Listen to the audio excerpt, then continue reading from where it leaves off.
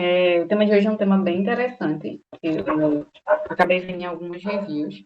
Faltam 19 semanas, a prova já está pronta, então agora é o momento que a gente começa a se fixar em alguns temas que, de fato, tem grande chance de cair. A gente vai começar. Tanto é que eu já passei a listagem para vocês até de alguns temas que saíram em listas e outros que, na verdade, relacionam mais de um tema. Por exemplo, a gente tem aí como três temas que todo ano caem, né? Que a gente coloca como tese que vai cair, que é água e meio ambiente, a gente tem mobilidade urbana e a gente tem a parte geral, zona assim, de educação, né? Então, tem alfabetização, educação à distância e tal. Aí eu vou tentar dar duas aulinhas que meio que vinculam todos os possíveis temas da área de educação que possam cair. A gente vai trabalhar nesse sistema esquematizado agora até o final do nosso semestre. Faltam 19 semanas, mas mesmo assim, caso haja necessidade, caso vocês queiram, a gente pode começar a ver dois temas por redação, por semana. Então, eu já elaborei mais 20 aulas para a gente, mais 10 aulas para a gente até a semana 10 e ao final vou elaborar mais novas. A gente vai ter no total 39 monitorias, 39 aulinhas, né? Só avisando a quem vai assistir depois a aula gravada. Essa aula eu acho que foi porque normalmente eu aviso a vocês de manhã que vai ter monitoria, vocês já ficam ligadinhos. Como eu não avisei hoje, eu queria saber se esse aviso é de fato relevante ou se eu fico só enchendo o grupo e deixando vocês mais desestimulados. Mas eu percebi que é efetivo, porque normalmente a gente tem 9 alunos em sala, 10 alunos, e hoje tem 3. Na verdade, só pensando em.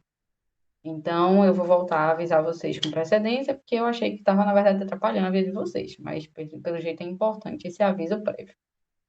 Gente, o tema de hoje é as dificuldades da formação universitária. Eu acho que é um tema que toca em muitos pontos. Toca em educação à distância, toca em cotas, toca em acessibilidade à educação. E é algo que a gente vem vendo bastante, né? Como é que a educação mudou. A gente vê muita gente falando sobre que o Enem não educa, que o Enem está trazendo a pior geração para as universidades. A gente tem um tema aí que surgiu, muita gente está falando sobre educação relacionado. Desculpa. A gente muita gente falando tema relacionado a parte de Enem, a parte de professores, né? Os professores que estão se formando, a galera que está vindo dessa nova geração, que agora sim, o Enem surgiu ali em 2009, ele mudou o nosso sistema de ingresso, né, pré-vestibular, e a gente vai ter agora uma reanálise após 2019, 2020, a gente vai ter uma reanálise de como foi esses 10 anos, essas duas gerações de profissionais que saíram desse sistema. Para antes de começar essa aula, eu só quero lembrar vocês algumas coisinhas que talvez vocês não tenham essa base, né? E por isso eu achei essa aula bem relevante, para a gente relembrar alguns aspectos. Esses aspectos são: lembrar que o Enem surgiu ali em 2009, tá? Acabou que foi um processo de 2 anos, em 2011 apenas de fato, a gente teve o Enem com o SISU, com o FIES, com o PRONE, como obrigatório para todas as faculdades. E aí, em 2019, surgiu o Enem, né, esse vestibular que vocês já conhecem, num projeto um pouco ousado de tornar a educação atenta a detalhes. Desatenta a detalhes, atenta ao entorno, né? Dar valor a todas as matérias e tal. Anteriormente, é por isso que eu estou falando isso, anteriormente a gente tinha um sistema que era voltado primeiramente estadual. A gente tinha um sistema estadual, cada faculdade fazia seu próprio vestibular. Então, aqui a gente conhecia muito o CEVEST, né, que era o vestibularzão que todo mundo fazia. Existiu o SSA, tá? O SSA da UPE sempre existiu, e existia o tradicional da UPE, tá? Aqui a nível de Pernambuco. Essas provas, vocês já devem conhecer, já devem ter ouvido falar, eram estruturadas em duas fases, né? A primeira fase eliminatória e a segunda classificatória, né? Aquela questão de passam 150 para 50 vagas, então é uma classificação. Esses estudantes, antigamente, eles eram avaliados por detalhes, tá? Era uma afirmação que você colocava na segunda fase, verdadeiro ou falso. Então, vejam que era por detalhes. E, normalmente, a regra da CEVEST e de várias faculdades era que, quando você colocava uma verdadeira, você anulava uma falsa. Então, data da independência do Brasil, era isso. sabe?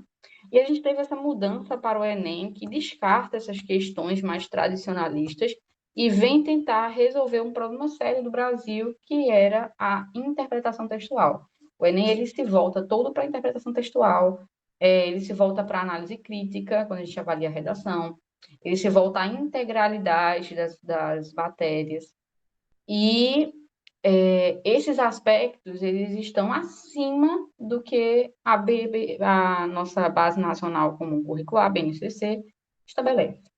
A gente tem hoje um vestibular, como vocês muito bem sabem, né, que vai ter um ensino conjunto de áreas, mas a gente tem aulas estruturadas de método ainda tradicional. Então, aí já está a primeira dificuldade da entrada na formação universitária, que pode ser um tema para vocês, tá? O Enem ele foi alterado em 2009 para 2011. 2011 foi quando, de fato, as faculdades aceitaram, mas a gente já tem um sistema, a BNCC não tem alterações significativas desde então. O que surgiu para fazê-lo, vocês já devem conhecer, foi a reforma do ensino médio, que vocês já conhecem, que ela começou a ser validada em 2021, mas com o nosso atual estado de calamidade pública, ele não começou de fato. Só para atualizar vocês sobre as informações, a atualização do ensino médio, ela coube apenas às universidades, às escolas públicas e não particulares. Então já tem um problema, não foi uma BNCC que foi acatada por todo mundo. Não foi uma BNCC, na verdade, foi uma reforma. Essa reforma, ela estrutura que os alunos podem escolher quais matérias verão, coloca algumas matérias como obrigatórias e algumas matérias como opcionais, sendo que todas as matérias são vistas pelo Enem. Então, mais uma vez, a gente teve uma reforma do ensino médio que não se atribui ao principal processo de ingresso da universidade no Brasil, que é o Enem. Então, vejam quantas questões antes da gente entrar nesse assunto, questões de atualização sobre a nossa educação, tá? Então, seguindo, a gente agora vai ler os textos motivadores. Entendam que o tema aqui é formação, ele não está falando sobre ingresso, tá? Mas o ingresso, claro que é um problema. Se eu estou selecionando mal os meus estudantes que pretendem fazer o ingresso, a gente vai ter uma dificuldade na formação, tá? Então, é importante a gente compreender todos esses aspectos antes de entrar na leitura dos textos motivadores, tá? Vamos começar agora a leitura dos textos motivadores. A gente vai explicar, sempre que vocês lerem o texto motivador, já disse para vocês, o texto motivador está ali para lhe dizer, para você ter uma conversa indireta com a banca de que é tão relevante que precisa ser visto nesse texto, para você não fugir, para você não ter dificuldade. As palavras-chave, eu acho que vocês têm compreensão, né? A gente entende que formação universitária é a conclusão do curso, a gente entende que o tema se fala no Brasil, então eu tenho que ter esse conhecimento do espectro que eu acabei de falar, e a gente tem que entender também que a gente vai, como em toda argumentação, buscar os problemas. Mas se são dificuldades, gente, são problemas reais, tá? Questões que nós vemos na atualidade. Primeira coisa aí, nosso primeiro texto motivador é um gráfico, tá? Interessante. Ele é um gráfico, vamos analisar o gráfico de pós-graduação, graduação e junta tudo, né? Ele vai colocar as instituições que existem, os cursos que existem, sempre dividindo por total e privado, tá? Público e privado. Total, federal, estadual, municipal. Vamos focar no total, no nível público e no privado. Ele avalia as instituições, os cursos, os ingressos, os concluintes e as funções. Então, o nosso grande foco está aqui. Ingressos/concluintes. Perfeito? Então, vamos lá. A gente vai ter no ensino público atualmente 2.000 instituições, né? Enquanto que no ensino privado temos 2.099 instituições, com a distribuição um pouco diferenciada de cursos, o que é esperado. O nível público vai focar muito mais nas demandas de mercado que sempre existiram, enquanto o sistema privado foca nas demandas de mercado atuais. A gente tem matrículas. As matrículas de graduação vão de 6 milhões para o nível público para 4 milhões no nível privado. Beleza. Os ingressos ocorrem 2 milhões de ingressos, enquanto ocorrem 1 milhão de ingressos no ensino privado. Contudo, concluintes existem apenas 973 no nível privado, em comparação a 783 no nível público.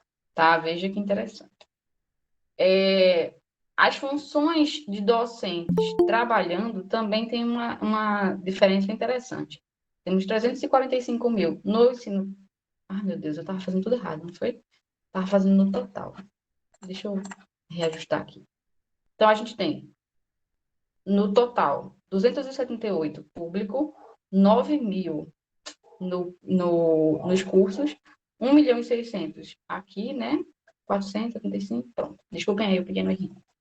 Então, eu estava explicando em geral como é que esse gráfico está se organizando para vocês, porque é um gráfico bem complexo, na verdade. Então, beleza, gente. Então, vamos avaliar algumas questões aqui. Ele também coloca pós-graduação, a gente pode dar uma olhadinha. Na matrícula de pós-graduação, a gente tem 144.000 matrículas no ensino público e 28.000 no ensino privado. Entendo que isso é uma somatória, né? Tudo. Pronto, bora lá devagarinho. Ele coloca também algumas razões para a gente, ó, se vocês quiserem dar uma olhadinha. Mas a gente vai focar aqui nesses números gerais, tá bom? Então, bora. A gente tem 278 instituições públicas para 2.000 instituições privadas, né? Vocês perceberam, né? Um aumento de quase 10 vezes. A gente vai ter 9.000 cursos no ensino público para 20.000 cursos no ensino privado. 1 milhão de matrículas no ensino público para 4 milhões no ensino privado. Contudo, de ingresso, de fato, só ocorrem 500.000 para 1 milhão. Então, veja, gente, já temos um problema aqui. A gente vai ter um número de 10 vezes superior em relação às instituições, um aumento de 2 vezes em relação aos cursos, mas os ingressos, eles estão bem próximos, é um aumento de 3 vezes apenas. E é um aumento de 3 vezes para o nível público. Estão entendendo? No caso, a gente, para ajustar isso aqui, seria ser 10 vezes, 2 vezes, mais 3 vezes. Já vem um problema, superlotação.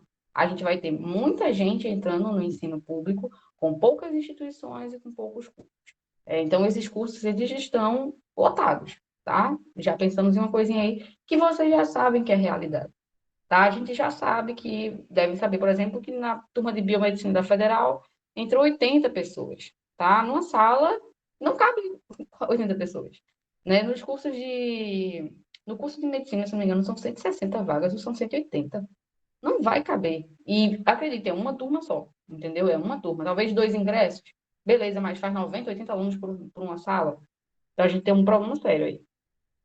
Seguindo, em concluintes, temos 190.000 concluintes para 780.000, 783.000. Aí temos um problema real aí, mais uma vez. A gente vai ter aqui, digamos, né? Dessa galera aqui, apenas um terço se forma, né? Dessa galera aqui, meio que metade se forma. Não sei se vocês concordam comigo. Rapidinho, fazendo leitura rápida dos números. Então, com certeza, a gente tem muito mais gente conseguindo terminar o curso no nível público, não, no nível privado, que não paga nada, do que no nível público. Tá? E como é que faz sentido? Se público, normalmente eu não estou pagando o curso, então por que eu não estou conseguindo me formar? Ao final, a gente também tem um número que chama atenção aqui, que são os docentes em exercício. Isso é um ponto, eu acho que positivo para o nível público, nesse caso. A gente vai ter 130.000 docentes em exercício para 475.000 ingressos, enquanto que no nível privado, a gente tem 215 para 1 milhão de pessoas entrando. Então, aí vem uma questão privada também, que é um problema, os professores trabalharem demais e receberem muito pouco. Vocês devem saber, mas no nível de professor, dentro da universidade pública, existe uma carreira, né? Existe um plano de carreira. E dentro da faculdade privada, não, você vai receber por hora aula, como todo mundo recebe, não recebe absurdos. Conheço professores na federal que ganham 40 mil reais brincando, sabe? Brincando. Tinha uma professora de enfermagem, ela ganhava 40 mil reais, nunca me esqueci o nome dela. E assim, ela viajava todo final de semana para o Ceará, ela morava no Ceará e dava aula aqui em Pernambuco.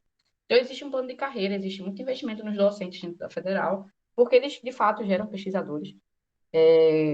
Mas a gente vê que, infelizmente, esse salário não está rendendo, academicamente falando, rende. Os professores, porque o Brasil é um grande país de pesquisa, mas, falando sobre a formação dos alunos, a gente vê que isso não ocorre muito bem, tá? Então, vamos seguir. Matrícula de pós-graduação, eu não vou focar tanto não, tá? Acho que só a gente perceber que, obviamente, vai ter mais gente fazendo pós-graduação a nível público, porque é mais barato, de graça, na verdade, do que no nível privado. Contudo, é de graça, mas sem bolsa, né? Isso é interessante. Gente, ó, texto motivador 1, ele é um texto motivador útil, tá?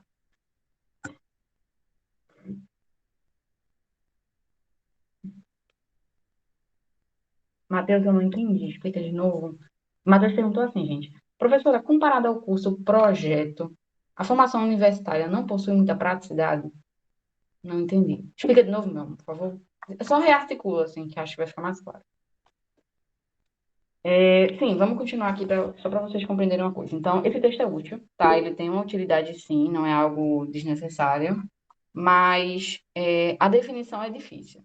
A definição que a gente traz para a gente é um panorama do que a gente já visualiza, mas eu acho que em dados isso fica mais claro. A gente tem muita instituição privada vindo no Brasil, a educação superior virou um ramo riquíssimo, né? A gente tem mais disponibilidade de cursos no ensino privado, o ensino público não se atualiza. Eu tinha uma aluna, gente, que era incrível em redação, só tirava 1.000. E o curso que ela queria era estética. Ela só conseguia imaginar o ProUni para ela. E ela estudava em escola particular, ela tinha família e tal, com renda interessante. Mas ela foi para a escola pública por ser cotista para conseguir ProUni. Ela desistiu do terceiro ano e voltou, quando ela escolheu o que ela queria. Porque não existe o curso dela aqui.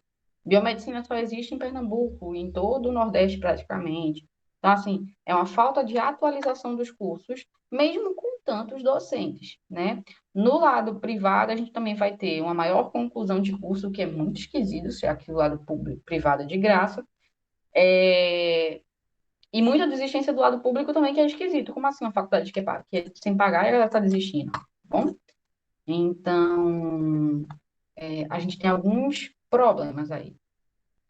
Matheus falou, professora, comparado ao curso profissionalizante, a formação universitária não possui muita praticidade. Eu não diria praticidade, Matheus Igor, eu diria possibilidade. Quando vocês entram na formação universitária, e a gente pode discutir isso aqui rapidinho, mas a formação universitária, ela é um nível de educação. Quando eu entro na carreira acadêmica, eu posso seguir pela carreira acadêmica, posso virar mestrado, professor, doutorado, seguir pela carreira de dar aula, eu posso seguir pelo ramo profissional, posso trabalhar com aquilo, e aí eu vou ter espaço tanto para o cara que fez curso profissionalizante, quanto para o espaço que é meu, e eu também vou poder seguir por outros ramos, tipo, algumas carreiras lhe dão a possibilidade de trabalho no exterior, sabe? Então, eu conheço gente que está só se especializando em trabalhar no exterior, em tentar ser psicólogo no Canadá, médico no Canadá. Então, você tem mais possibilidades do que só o ramo profissionalizante, né? Acho que seria isso. Agora, se a tua pergunta foi relacionada a se o curso profissionalizante inibe a formação superior, muitos podem dizer que sim, mas eu acho que na prática não. A gente encontra muita gente que. Eu já fiz enfermagem, e quando eu entrei em enfermagem, eu via muita gente que era enfermeira técnica de enfermagem pagando a sua faculdade, sabe? Eu acho que ele amplifica a sua cabeça.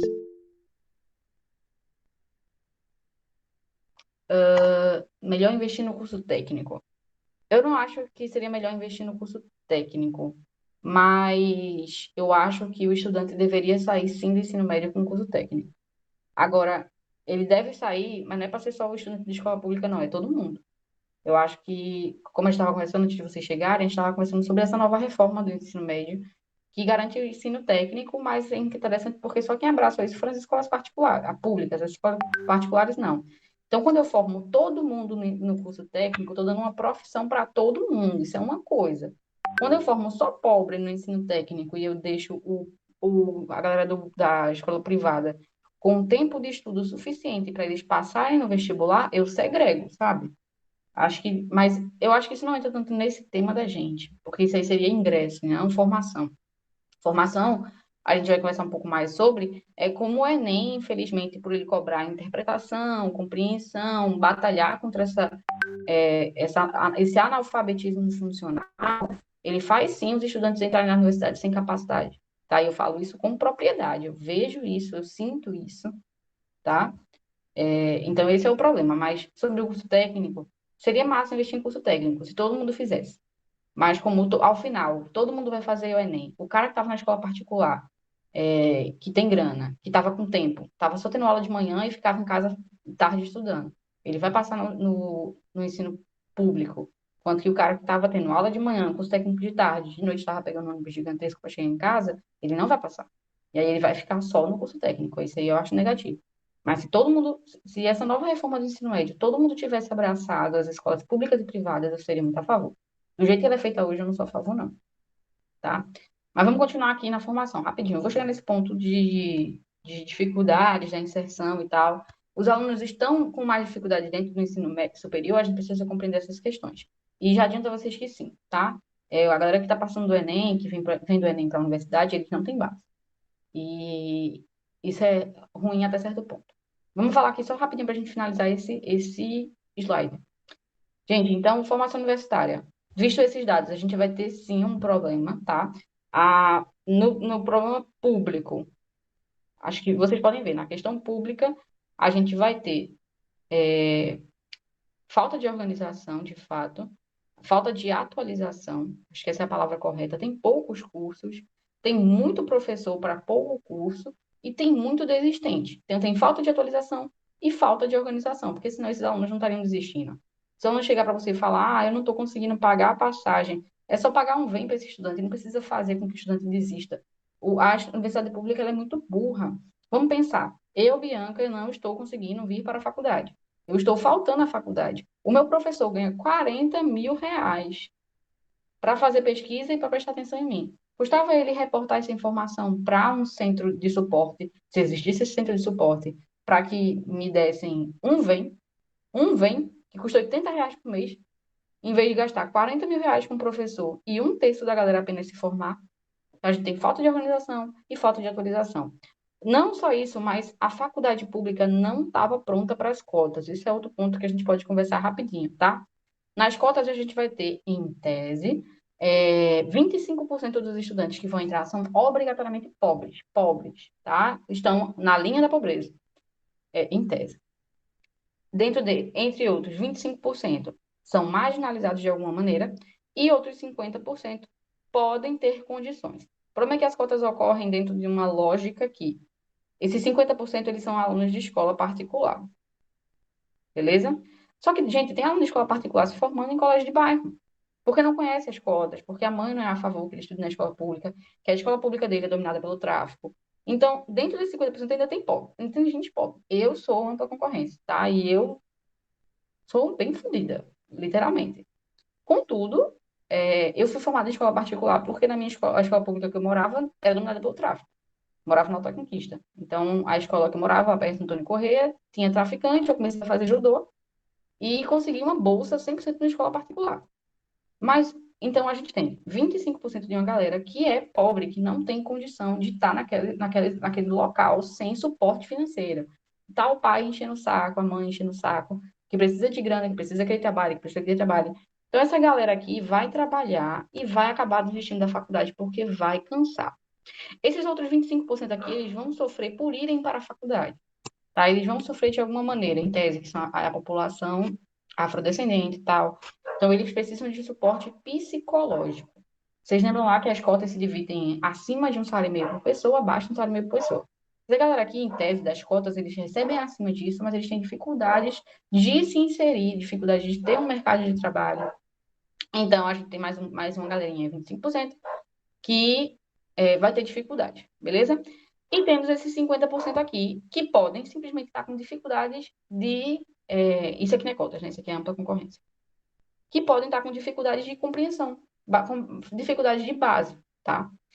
E aí, quando vocês entram na faculdade pública, e a faculdade pública não pode ajudar vocês, como ela não. Ninguém falou a ela que a cotas ia trazer gente assim,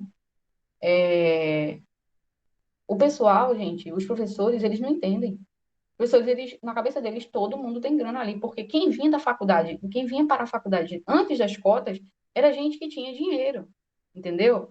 Então, eles não compreendem hoje como é que eles chegam lá e os alunos não estão em sala porque eles estão presos no restaurante universitário, que é o único lugar que dá para comer com 3 reais. E a fila está gigantesca, porque a fila foi aumentando, porque as cotas foram aumentando, porque ser pobre na faculdade se tornou normal. Enquanto isso, os professores ganham 40 mil reais e não sabem como ajudar os seus alunos. A cotas também dificultou para quem é deficiente. A pessoa é deficiente física e entra numa faculdade pública, mas não tem espaço para deficiente. Não tem um elevador, não tem uma cadeira, não tem um suporte, o professor não sabe falar Libras. É simples. Professora, pode-se dizer que a quantidade de pessoas que possuem cotas mostra percentual em situação de pobreza? Igor, vê, não necessariamente. Isso são só os pobres que conseguem entrar na faculdade, né? Aí, mas o que a gente pode dizer é que sim, todo mundo que entra por cotas de dificuldade financeira, são pessoas que estão em situação de pobreza. Aquela renda que ele coloca lá, 1,5 salário por pessoa na casa, significa que você é pobre. Tá? E eu estou falando isso para todo mundo aqui e para nós também. Se você, por acaso, não recebe 1,5 salário por pessoa na sua casa, bem, aqui na minha casa moram 6 pessoas. Então, multiplique isso por 1,5 de salário e era o quanto você deveria receber para se manter, para viver. Caso contrário, você não tem o que é básico. Você não tem lazer, você não tem alimentação de qualidade, você não tem opções de atividade física, você não tem isso, você é pobre. Tá? Eles estão pobres. Não na linha da pobreza, mas pobre. Linha da pobreza é abaixo de R$ 400 por mês. Tá? Mas as cotas não conseguem medir isso. Então, sim, a gente pode dizer que essas pessoas que são cotas ele coloca fragilidade financeira, alguma coisa assim. Cara, elas são pobres, tá? Vitória falou outra, que os cursos públicos é integral, que atrapalha muita gente. Concordo, Vitória. Outra coisa que a faculdade não soube se adaptar. Os cursos são integrais, mas a faculdade nunca pensou. O ensino superior, gente, entendam. Eles estavam lá vivendo de boa, Cerveja, aí veio o Lula, botou uma lei lá que todo mundo achou que não ia dar em nada. E aí, em 2011, que foi quando as faculdades foram obrigadas a aceitar mesmo o Enem, o SISU, estava entrando gente na faculdade pobre, gente negra.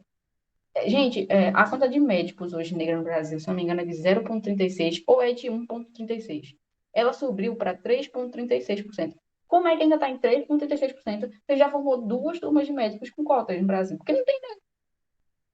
A gente sabe que a galera barra as cotas, faz todas essas safadezas possíveis para entrar dentro da faculdade pública. Que sempre existiu, viu? Sempre existiu. Mas no ensino público, a gente tem essa grande bronca. A faculdade pública não estava pronta para as cotas, tá? Não estava pronta para o deficiente, não estava pronta para o pobre, não estava pronta para o negro. Ela só estava acostumada, nem pra, ela só estava acostumado com um aluno branco, tá? Branco, rico, que tinha carro, que não pegava ônibus. Gente, transporte no Recife. Se vocês quiserem usar isso como área de conhecimento, meus parabéns, vocês vão arrasar. Transporte no Recife para a universidade pública. O que é que existe? Existe o Rio Doce CDU. Rio Doce CDU, ele é um ônibus que vem de muito tão longe, Olinda, né? E beleza. Tínhamos Rio Doce CDU e tínhamos um ônibus que na verdade não era da Federal, não se chama, que é o Barro Macaxeira Várzea, que é um ônibus que tem relação com o metrô.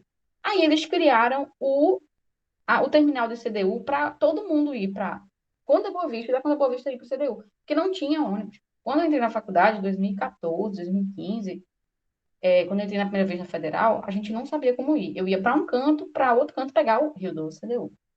Ou a gente ia de metrô para pegar o Barro Macaxeira Várzea, descer na BR, andava pra caralho, ficava perigoso. Então, assim, gente indo de ônibus para a faculdade, isso era impensável. Eu me lembro que, só um pequeno comentário, um comentário besta, mas eu acho que faculdade vocês gostam. Quando a gente estava na Federal, tem uma parada, e a parada, não existia parada. Não existia parada de ônibus porque ninguém ia para Federal de ônibus. E aí tinha um lugar que a gente chamava de parada, que ele tinha um poste, que enfiaram um poste lá. Agora existe uma parada, mas era só um poste. Nesse poste colaram uma placa de parada e a gente ia fazendo uma filinha com pedaços de pedra para dizer o lugar do nosso lugar de fila. Para ninguém ficar todo mundo amontoadinho assim, que senão se empurrava. E como a gente, universitário é um pouquinho mais cabeça, a gente botava pedras que eram os nossos locais na fila. Quando chegava o ônibus, a gente pegava a pedra e subia no ônibus. De tanta falta de suporte que não tinha. Para não ficar aglomerado, para ninguém ficar se chutando, ficar bolsa, todo mundo com bolsa nas costas, em pé. Deixava a pedra lá e sentava, ficava sentado num gigante pedaço verde que tinha bem de frente para a parada. A gente ficava sentado conversando, daqui a pouco quando chegava no ônibus, a gente ficava no lugar da nossa pedra esperando as pessoas que iam pegar aquele ônibus vir. O ônibus vinha de longe. 2014, não faz muito tempo. Então, assim, primeiro problema da universidade pública, cotas, tá? Cotas e universidade pública não houve conversa, houve só a instalação crua e nua. Outro problema agora da universidade privada, outro problema do Enem, da universidade pública, é o próprio Enem. Tem Enem, mas não tem BNCC, como a gente conversou. A gente tem um ensino que avalia essa educação mais high-tech, mais intercultural, né? E aí a gente também tem uma educação BNCC bem tabulada, né? Português, matemática, não é matemática e suas tecnologias, é matemática. Não é humanas, é história, geografia, filosofia. Você não tem aula de humanas, né? E aí a gente não tem essa abordagem, a gente não conseguiu ainda equilibrar as, as matérias e suas horas-aula. Matemática é, na minha opinião, a matéria mais importante do Enem. A gente tem mais, às vezes, já vi escola que tem mais aula de história do que de matemática. Sendo que história é uma matéria dentro de uma área que nem é tão valorizada assim. Aula de português igual aula de matemática, sendo que a gente nem vê tanto português no Enem, a gente não tem aula de gramática específico. Enquanto que os professores insistem em dar classe de palavras no ensino médio, sendo que a gente não está aprendendo gênero textual, uma interpretação textual que a gente não tem aula. Entendeu? A gente não tem aula disso. E os professores também não são formados assim. No lado privado, a gente vai ter alguns problemas. O primeiro problema do lado privado está relacionado, problema que a gente enxerga aí, problema mesmo, são os professores, né? Os professores de ensino privado, eles trabalham no regimento privado, eles não têm um plano de carreira. Isso acaba acarretando no nível de pós-graduação. A galera que se forma na faculdade privada, ela não imagina um mestrado, ela não imagina um doutorado, ela não imagina trabalhar no exterior, ela não imagina fazer uma pós acadêmica. O ramo acadêmico para eles é muito fechado, é uma formação muito voltada para o lado profissional. Outro aspecto que temos como, digamos que, problema é esse pague para estudar, né? Que, de fato, vai afetar muita gente e que existem poucos sistemas de financiamento no Brasil. Os que existem são bem regrados, né? E a gente tem uma educação, uma galera que não sabe que pode financiar estudo, tá? Outro problema que eu acho que vocês poderiam citar, falando sobre dificuldades que a gente vê nesse texto um aqui, ainda fazendo análise desse texto um o que eu ia falar para vocês? Ai, me esqueci. Ah, sim, a quantidade de cursos e instituições, né? Essa questão da educação ter virado um ramo. E para a educação ter virado um ramo, a gente vai ter mais uma vez uma exclusão. Eu vou citar um dado aqui para vocês, se eu não me engano, esses são os números, tá? Mas pode estar erradinho aí. Deixa eu tentar lembrar. Existem 35 mil vagas de medicina no país, tá? O Brasil hoje é o país que mais forma médicos no mundo. Tô trazendo, eu vou ver se eu consigo pesquisar para mostrar a vocês. Mas, se eu não me engano, o Brasil hoje é o país que mais forma médicos no mundo. Desses 35 mil, apenas 5 mil são possíveis para o ramo público, enquanto que 30 mil são do ramo privado. Hoje, a menor mensalidade de medicina no Brasil são duas. Uma fica no Acre, parece, tem uma no Acre, tem uma em Pau Amarelo, alguma coisa assim, e tem uma aqui em Pernambuco, que é a FPS. Então, a gente vai ter aí em torno de 5.600 para R$ 6.000. São as faculdades também mais concorridas. Todas essas faculdades são ONGs, elas não são faculdades financeiras. Elas pegam esse dinheiro e dividem entre a faculdade pelos gastos da faculdade. Enquanto que faculdades como a Uninasal e a FMO giram em torno de 8 mil, que é o salário, o custo médio, até 10 mil, 12 mil reais para uma faculdade de medicina. Engraçado aqui, quanto menor a nota para ingresso, maior o custo. A FMO mesmo deixou entrar estudantes com nota 2 no processo seletivo dele. São alunos que acertaram duas questões de 10 e passaram no processo seletivo para pagar 12 mil reais de faculdade como mensalidade. Então, virou um ramo, e um ramo qual exclui nitidamente a população pobre de faculdades que tenham um status social mais elevado ou que tenham uma empregabilidade mais elevada. Medicina hoje é o único curso no Brasil que tem 100% de empregabilidade, que se formou ou trabalhou. E aí a gente vê essa realidade. O curso que tem menos empregabilidade hoje no Brasil inteiro, se eu não me engano, foi o de engenharia de pesca. Engenharia de pesca tem uma empregabilidade total de 13%, tá? Então, de 10 pessoas que se formam, uma consegue emprego. E não existe, pelo que eu me lembro, aqui em Pernambuco, eu pesquisei, nenhum curso de engenharia de pesca público, privado, desculpa. Isso existe, gente, eu pesquisei real, não achei não, rapidinho não.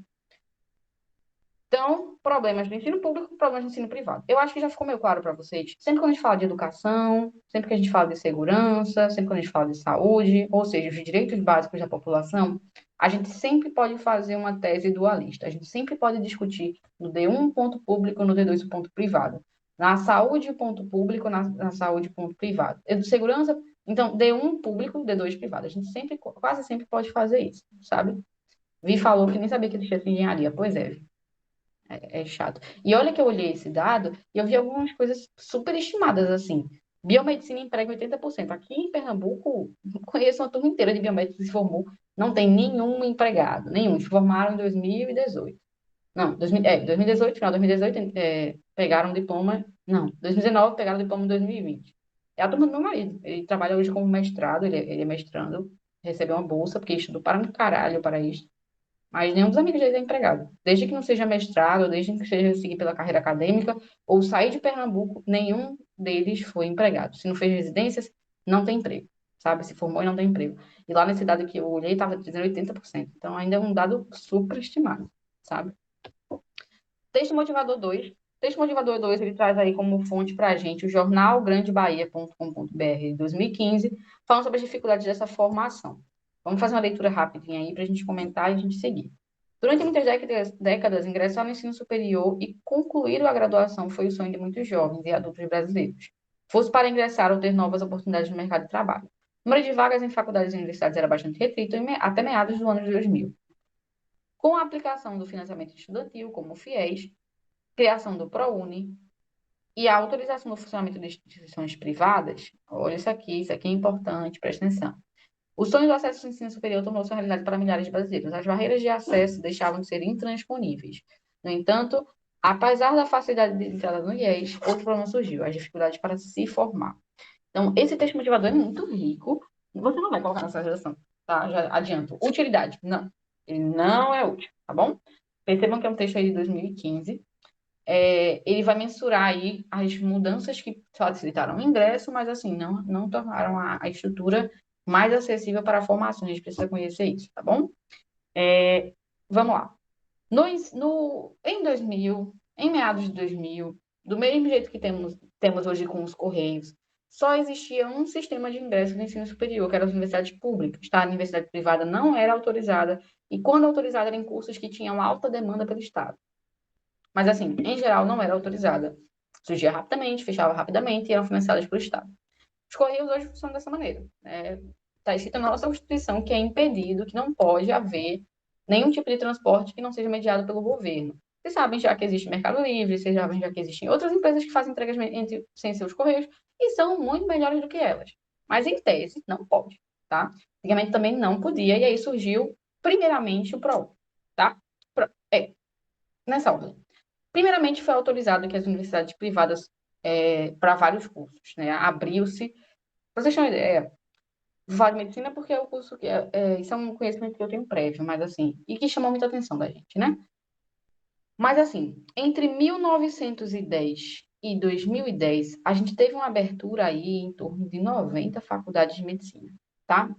100 anos. Entre 2010 e 2020, a gente teve um número de quase 110 instituições abertas. Vocês acham que abriu alguma instituição pública? Claro que não, gente, só instituição privada. E a gente dobrou o número de faculdades, tá? Aumentou, foi mais do que em 100 anos. Essa foi a explosão da formação universitária. O brasileiro sempre teve essa necessidade de ensino, porque as vagas eram muito poucas. E o ensino era institucionalizado, era institucional, governamental.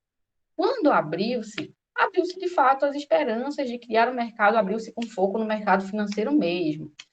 E aí a gente teve algumas opções. O FIES, aí vocês já conhecem, era para pagar. O ProUni era um programa militar que foi convertido por Lula para todo mundo. Antigamente era todo militar tinha bolsa paga, né? Filho de militar podia concorrer, ou foi aberto. Como vocês conhecem hoje, né? Lembrando que o FIES você vai terminar o pagamento quando você começa a ativar a sua carteira de trabalho, quando você faz a carteira de trabalho, que você começa a ativar a sua carteira de trabalho naquela função, você começa um pagamento ao Estado de quase o dobro. O ProUni não. O ProUni vai ser uma bolsa 100% que a faculdade recebe. No caso, a faculdade não paga imposto por aquela bolsa. E você recebe uma bolsa de 100%. Então, a gente teve uma abertura, né, que foi histórica. Essa abertura foi ali nos anos 2000. É por isso que é interessante, porque os nossos pais, os nossos avós, eles nunca tinham ouvido falar de universidade pública, não, gente. Isso não era realidade. Isso não... a geração baby boomer, a geração. Vocês falam sobre geração, né? Vocês já viram a treta do cringe e vocês lembram um pouquinho de geração. A geração baby boomer são os pais da geração X, que são os pais da geração Y, que são os pais da geração Z. Que já nasceu uma geração agora que ele chama de alfa, né? Então, a gente vai ter aí gente da década de 50 e 60, 70 e 80, 80 e 90, 2000, 2010 e a partir de 2010, basicamente. Os baby boomers, Eles são a galera que os pais voltaram da guerra, tiveram filho pra caralho, aquele povo que tem 9 filhos, sua bisavó que teve 9 filhos. Os baby boomers nasceram nessa época, eles são focados em trabalho. Eles não conheciam ensino privado, público, faculdade, isso era coisa de gente rica. A maioria da população dos baby boomers, eles estavam focados em trabalho. Por isso que a geração X, na verdade, especificamente a geração Y, é chamada de vagabunda. A geração X, ela foi filho desses baby boomers, eles são pessoas que passaram por muita pressão psicológica, por isso tem muitos vícios, é uma galera que bebe, pá. Aquele seu tio que bebe pra caralho, a sua mãe que bebe pra caralho, pronto, esse é o X. Minha mãe bebe pra caralho, minha mãe é X, super X. Bebe, fuma, se prende a drogas, não teve muito sucesso na sua vida porque justamente não viu esse acesso, mas teve amigos que viram esse acesso. E principalmente os seus filhos tiveram essa oportunidade, além do Z. Tá? Os Y e Z tiveram essa possibilidade de ensino superior. O que aqui era raridade, tá? Aqui é acessível, a distância é muito pouca. E é importante a gente conhecer isso porque às vezes as gerações pulam. A gente tem baby boomer que é pai de Y, a gente vai ter X que é pai de Z, baby boomer que é pai de Z. Esse conflito de gerações também está relacionado à educação superior. Se você teve um pai ou um tio, uma tia que não teve acesso à educação superior, não culpe. Isso aqui não era realidade para ninguém, tá? É interessante esse conflito. Vitória falou nos comentários que cabe a utilização de Getúlio Vargas nesse tema, que as faculdades na época dele tinham um investimento. Na verdade, Getúlio Vargas abriu o ensino superior público, tá? De maneira geral. O ensino privado já existia no Brasil, mas apenas com Getúlio Vargas em 1930, a gente teve a obrigatoriedade de abrir as escolas públicas, né? O que é mais interessante ainda. O ensino superior sempre foi público, tá? Sempre foi, infelizmente. É engraçado, né, a gente ver isso, porque sempre foi. Mas no Brasil, antigamente, estou falando de 1900, tá? Quem fazia universidade de qualidade, fazia ensino no exterior e vinha para o Brasil. As universidades daqui eram tipo a ralé da educação, tá? E por isso eram públicas. Isso desde 1808, quando abriu a primeira faculdade aqui no Brasil, né? A Faculdade de Medicina da Bahia e depois a Faculdade de Direito aqui do Recife. Acho que foi em 1810, 1820, por aí. Bora lá, texto motivador 3. Tô falando horrores, né, desse tema. Tem muita coisa, meu Deus. Desculpa, gente. Vamos lá. Texto motivador 3, vamos correr. Como falei, texto não é útil. A definição dele é falando sobre esse histórico aí, né, de como o ensino superior surgiu no Brasil. O texto motivador 3, ele tem como fonte a psicologia msn.com. Ele fala sobre as dificuldades no início da faculdade. Isso é muito importante. A gente vai entender agora o psicológico da questão. Falei muito sobre financeiro e tal, a gente fala sobre aquele psicológico agora. Começamos com uma faculdade, vamos iniciar uma nova etapa da nossa educação. Não é à toa que o nome ensino superior é em contraposição aos ensinos que vieram antes, o ensino fundamental e o ensino médio. Embora tudo que veio tenha sido planejado para servir de base para o ensino superior, é comum que o aluno entre na faculdade sem ter conhecimentos básicos para começar. Isto pode ser estudado, isso pode ser por ter estudado em escola fraca ou por não ter dado devida atenção a conteúdos ministrados pelos professores. Por isso, podemos citar que a primeira dificuldade é essa, a falta de base. E a gente já vê algumas causas interessantes aí que a gente pode pensar, né? Ele coloca, infelizmente, temos em nosso país um grande descaso pela educação. E quando eu digo isto, não estou querendo fazer aquele tipo de crítica ao governo, aos políticos, à corrupção. O descaso é também com o descaso do aluno, que não liga e nem se esforça para aprender. Quantos e quantos alunos não estudam nas melhores escolas e depois não conseguem nem passar no vestibular? De toda forma, o ensino superior é totalmente diferente do ensino médio. Se o aluno não deu muita atenção para os estudos e vai ter que entrar na faculdade, terá agora à sua disposição a possibilidade de estudar a fundo uma área que gosta, ao contrário dos anos anteriores em que tinha todas as matérias. Com isso, abre-se uma oportunidade única. Se a pessoa escolher um curso condizente com seu perfil psicológico, vai encontrar conteúdos interessantíssimos. Mas essa dificuldade inicial não for uma falha de base, mas sim uma falha, né, uma dificuldade em virtude dos próprios conteúdos serem diferentes e superiores. Então, gente, aí vem uma questão psicológica também voltada, né? E talvez uma das causas explicáveis pelo abandono e pensar aí, quem sabe, uma possível solução voltada para mais interesse psicológico, mais estudo de teste vocacional. Gente, é comum, tá? Eu vou falar por mim. Contar minha história, que a gente vai falar de universidade, se vocês quiserem desabafar também, desabafar. Mas assim, eu amava matemática, eu sempre fui muito boa em matemática, porque eu achava que era uma matéria que meu conhecimento valia a pena, em que eu era desafiada e valia. Na época que eu estudava história, ainda era época de semestre, eu sou uma velhinha já, né? E aí, quando eu estudava história, a única coisa que era validada era se sabia a data do mês, do ano, do nome do presidente, do significado. Eu achava a coisa mais insuportável do mundo. Enquanto em matemática, não, bastava exercitar, treinar. Eu lembro que eu pesquisava até umas questõezinhas de matemática, assim. Isso em ensino fundamental, tá? Na internet, conseguia resolver. Eu achava isso muito gratificante, porque meu esforço é imediato.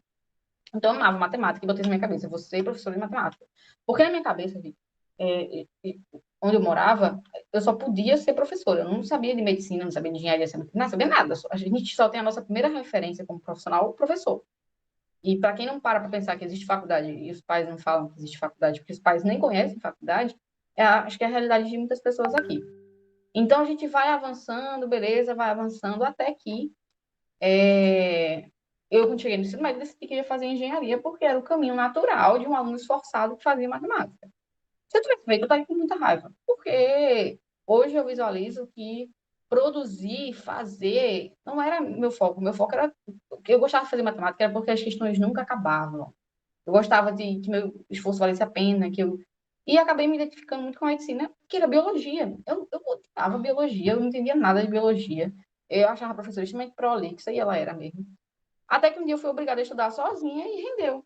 E eu descobri que a medicina é só isso, é estudar sozinho, é se debruçar por livros, é passar a noite lendo artigo, e ao mesmo tempo é você aplicar na mesma hora uma medicação e você vê o paciente que nem conseguia falar, conversar com você, te abraçar, a família te abraçar. Em contrapartida do seu erro também custa muito caro, mas eu gostava disso, eu gosto disso até hoje. Então, o aluno conhecer o seu perfil psicológico é muito relevante. Antes de chegar à medicina, eu dei mil voltas. Eu fiz, não, agora eu vou para direito, agora eu vou para robótica, tudo. Você imaginaria aí, eu pensei em curso. Então, a gente também não tem um estudo psicológico interessante. A gente acha que gosta do que os professores são legais. Porque eu tenho um professor de história que é massa. Mas às vezes você nem gosta de história, você gosta do professor, você gosta de falar, você gosta de comunicação. Você não gosta de história, você não vai gostar de arquitetura, entendeu? É conhecimento psicológico também. Esse número de desistência, vocês sabem agora, por experiência, pelos amiguinhos de vocês, muitas das desistências são alunos que falam, eu passei, eu vou colocar minha nota, eu vou ver. O aluno perde 2 anos, 3 anos da vida dele em um curso que não valeu a pena, porque não o compensa psicologicamente, socialmente mesmo, financeiramente. Gente, vocês têm que gostar de um curso, se apaixonar pelo curso, que te apaixone, que faça. Eu gosto de dinheiro, Bianca. Meu negócio é dinheiro, meu foco da vida é dinheiro. Vá para o curso que lhe dê dinheiro, senão você não vai ver recompensa naquilo. Gente, eu sou uma pessoa que gosta de dinheiro, vou ser muito honesta com vocês. Eu fui criada pobre, não tinha direito a porra nenhuma. Quando eu consegui meu primeiro trabalho, com 11 anos, dando aula de revisão de matemática, eu fiquei resplandecente. Eu podia comprar um lanchinho para mim. Hoje eu fico resplandecente de ter a minha casa e eu gosto de dinheiro, vou ser muito clara. Não me preocupo de trabalhar horrores para ter dinheiro. Porque eu sei que são perfis diferentes de várias outras pessoas.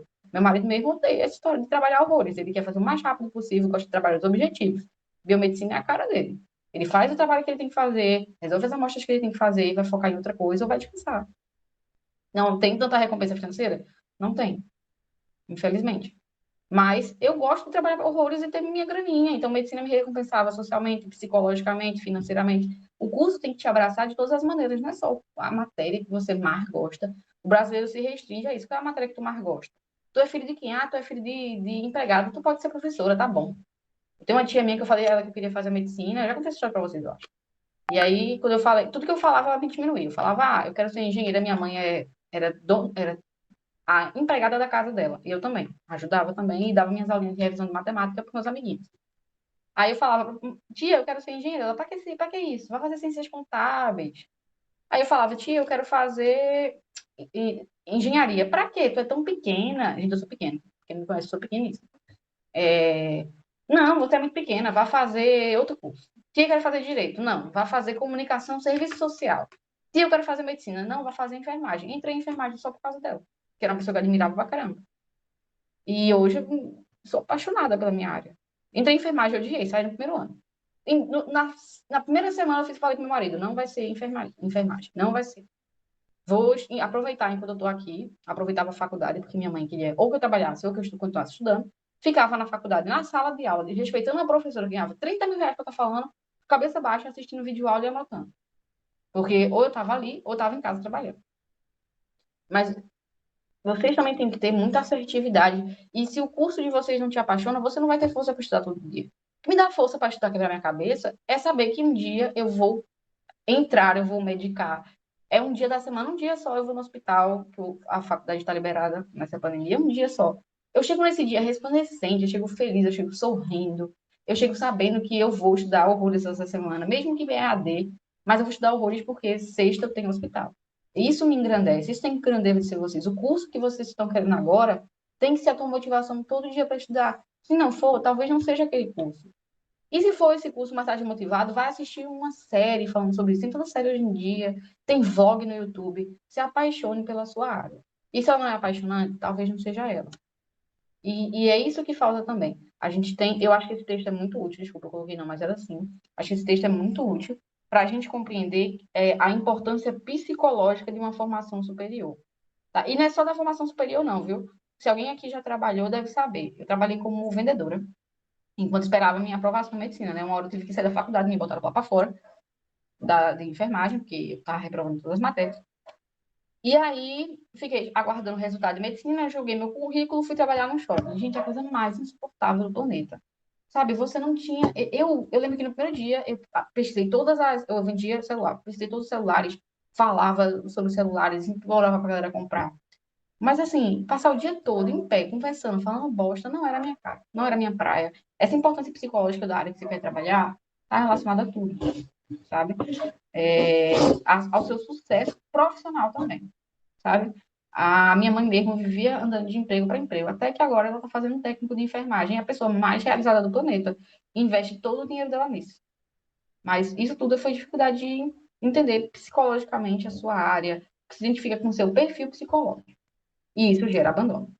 Gente, falando agora rapidinho sobre os temas, né? Como eu falei, tem os fatores financeiros e tem os fatores psicológicos. Eu acho que vocês podem fazer contrapontos, tanto em relação ao ensino público e privado, ou duas teses pública-privada, ou vocês podem fazer duas teses sobre as dificuldades em específico no campo financeiro e no campo psicológico, tá?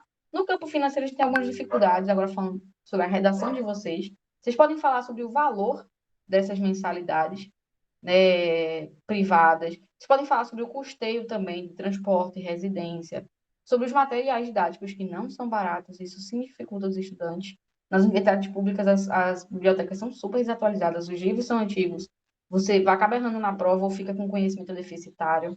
E a alimentação, nitidamente, como muito bem falado aí, porque os cursos às vezes são integrais.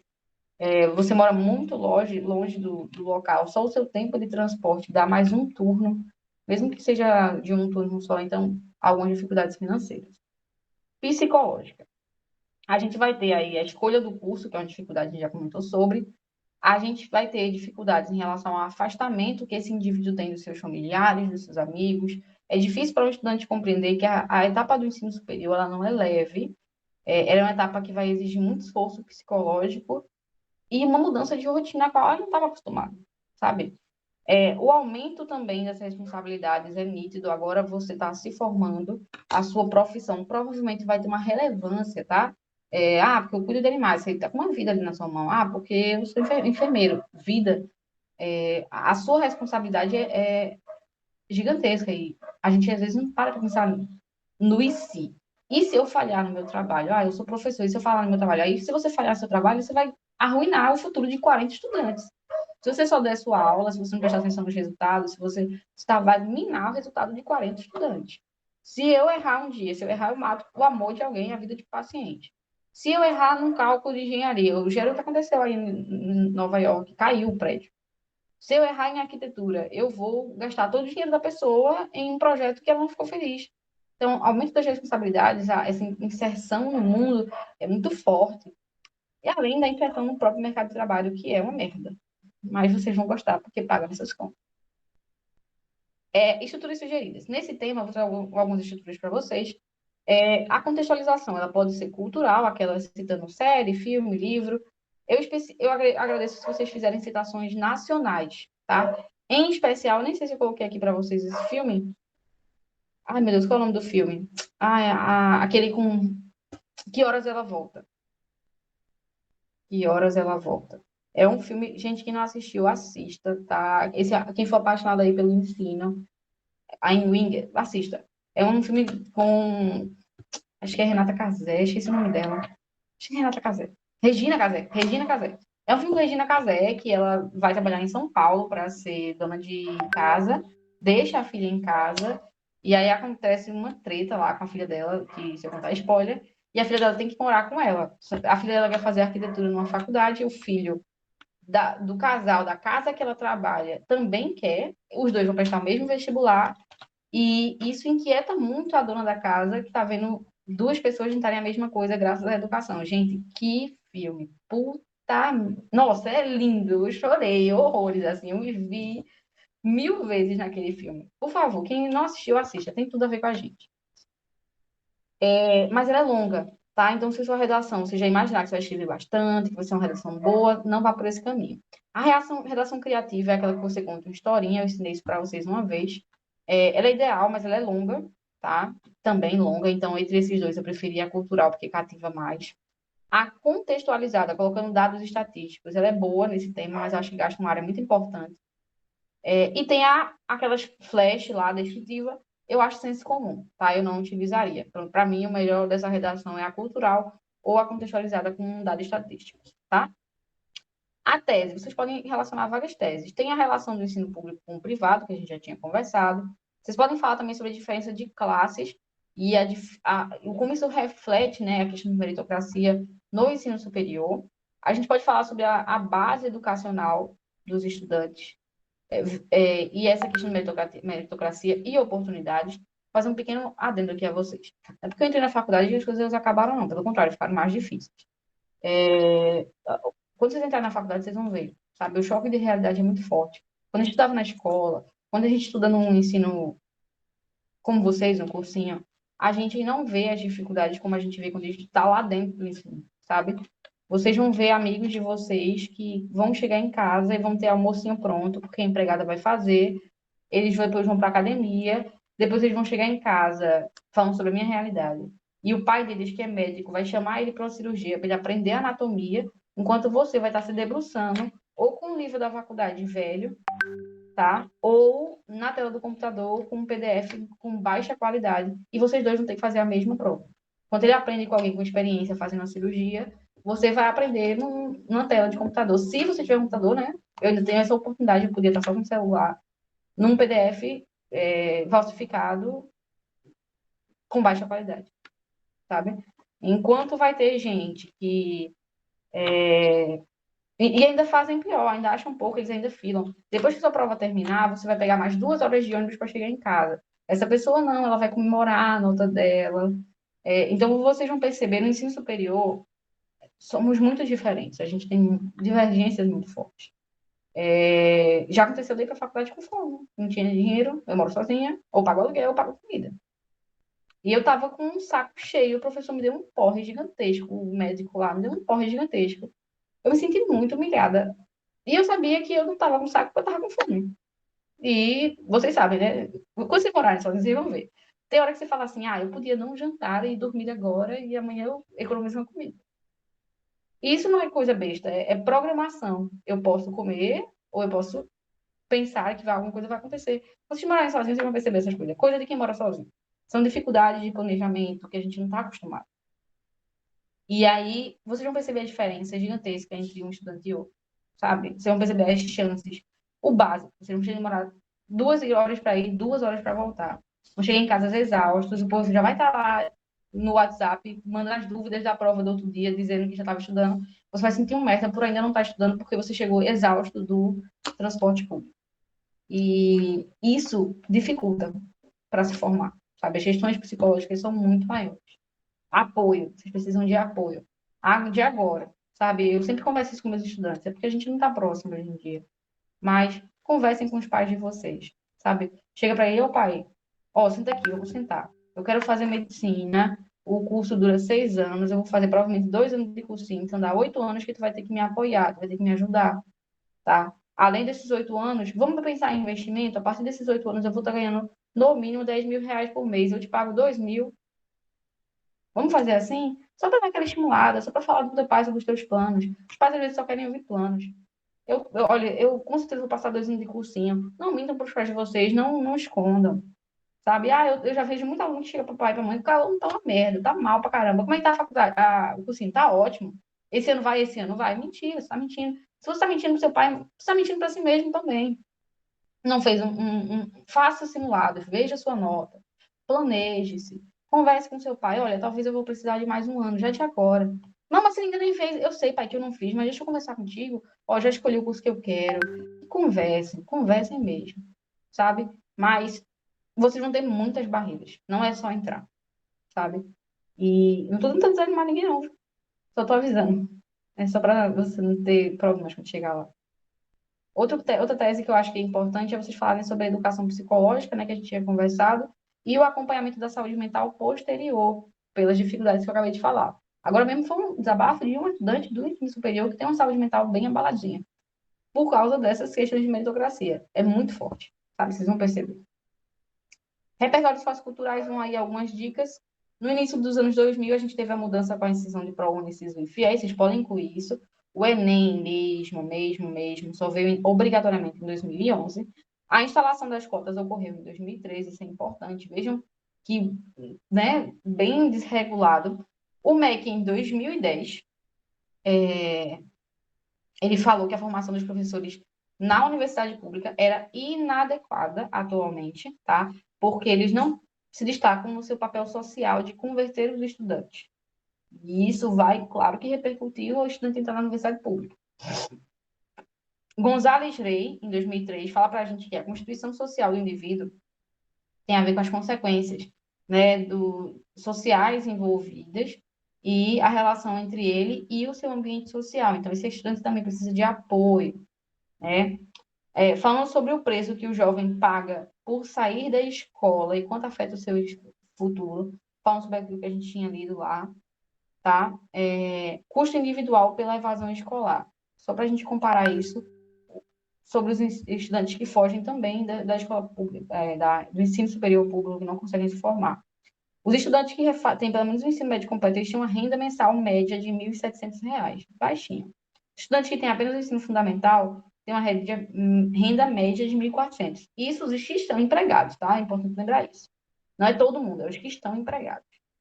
As pessoas no sistema prisional completo, apenas 9, no sistema prisional, apenas 9% delas têm o ensino médio completo e 29% delas têm apenas o ensino fundamental completo. Isso sem contar o incompleto. E as pessoas que se consideram muito bem de saúde com o ensino médio completo são 78%, enquanto que as pessoas com ensino fundamental completo, apenas 69% falam que estão muito bem de saúde. Taxa de abandono do ensino médio no país. Vejam que gráfico interessante, né? A gente vai ter... Essas zonas claras são as zonas com menos evasão e as zonas escuras com mais evasão. Se você quiser fazer um corte, você faz. Norte, Nordeste, Sudeste, né? Sulista, bandido de sulista safado.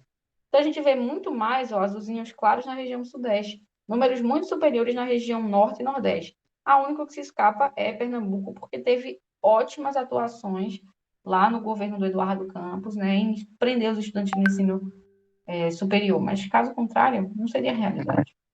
Tá? E porcentagem dos alunos do ensino médio cujos diretores, que a gente sabe que não fazem nada, né, agem para não reduzir o abandono na escola. Vê que interessante. 5% falam que não fazem nada. 5% porque não reconhecem o problema. Eles reconhecem o problema, mas não fazem nada. 22,3% não fazem nada porque falam que esse problema não existe. Vê que lindo. Não existe abandono escolar. 41% fazem a ação, mas não têm resultados satisfatórios. 23% fazem a ação, mas com resultados insatisfatórios. E apenas 7% destes desenvolvem a ação, mas não tem avaliação de resultados. Ou seja, não existe o dado, faz a ação e dá certo. Muito interessante. Gente, para finalizar esse textinho aí, né? Sua luta não termina quando sentir cansaço, mas sim quando atingir o objetivo. Eu queria dar esse tema para vocês, porque agora começou aquela ansiedade. Eu estou vendo algumas mensagenzinhas, isso de Twitter, de WhatsApp. Acho esse tema relevante, tá? Porque a gente tem muita informação sobre educação, sobre cotas, sobre SISU, sobre Enem, sobre ProUni, sobre compreender como era o nosso sistema antes de atualmente, tá? Eu queria chamar a atenção de vocês para a produção desse tema. Eu acho que esse é um tema que vai deixar vocês bem relaxados, com várias ideias. E às vezes a gente tem dificuldade de produzir um tema onde tem várias ideias. Então, acho que vai ser um texto que vai progredir tanto em relação ao debate mesmo, mas a própria estrutura de vocês vai melhorar. E esse é o objetivo, né? Eu espero que vocês tenham gostado da aula. Eu queria que fosse uma aula, de fato, para a gente. Se fosse presencial, a gente ia desabafar horrores. Mas para a gente compreender, né, o que está por vir, para vocês virem o sonho de vocês mais, sabe, palpável.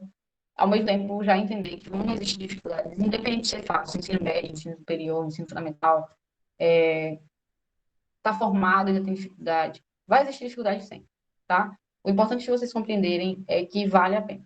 Vale a pena. O objetivo vale a pena. Só para finalizar, já que eu falei tanto de mim, tanta história hoje, eu era, meu Deus do céu, eu era a menina mais desarrumada do mundo. E olha que eu sou leonina, entendeu? Então eu deveria ser preocupada com a minha vaidade, mas eu tinha uma autoestima tão baixa, porque eu vinha de outros lugares, porque eu sempre ia dando porquês da minha vida, até que eu passei em medicina. O dia que eu passei em medicina, eu tinha certeza que eu nunca ia passar. Eu só tive certeza disso depois que eu passei. Eu fiz, meu Deus, eu acho que eu não tinha noção que ia passar, nunca achei. Eu tinha dentro de mim uma certeza muito forte que eu ia ser aprovada e tal, tipo assim. Mas eu nunca tinha pensado no posterior a isso. E aí, quando eu passei, eu senti uma força, eu tive uma melhora na minha autoestima, na minha percepção de mim mesma. Eu cresci. Sabe, acho que os meses que eu passei em medicina foram muito terríveis, porque eu tive uma crisezinha legal. Mas, ao mesmo tempo, foi o tempo que eu percebi que eu era capaz de fazer as coisas, sabe? Eu era capaz. E hoje, cada coisa que eu consigo na medicina não foi fácil. As coisas da minha faculdade são tudo escondidas. Os professores fazem curso, fazem estágio só para os filhos deles. Ainda não é fácil, mas cada coisinha, cada monitoria, cada extensão, cada pesquisa, cada contato, cada dia dentro do centro de saúde, cada comentário, cada feedback, isso só me engrandece. Então, o final é só para vocês perceberem o quanto vocês são fortes, o quanto vocês são capazes. No final é tudo sobre até onde eu posso chegar. É por se autoprovocar, essa questão massa de ver o quanto você pode ser mais, sabe? E vocês podem ser muito, muito, muito, muito mais do que tudo, sabe? É só você querer, é só você dar a dedicação exata para isso. E dar a dedicação exata para isso também é uma prova de si mesmo, que você pode, tá? É isso, eu vou encerrar a aula por hoje. É só. Obrigada pela presença de todos, gente. Eu vou mandar essa aula gravada também, se quem quiser revisar, e tentem produzir sobre esse tema. Eu acho que vocês vão gostar. Feito? Vou encerrar por aqui. Muito obrigada. Beijão. Tchau, tchau.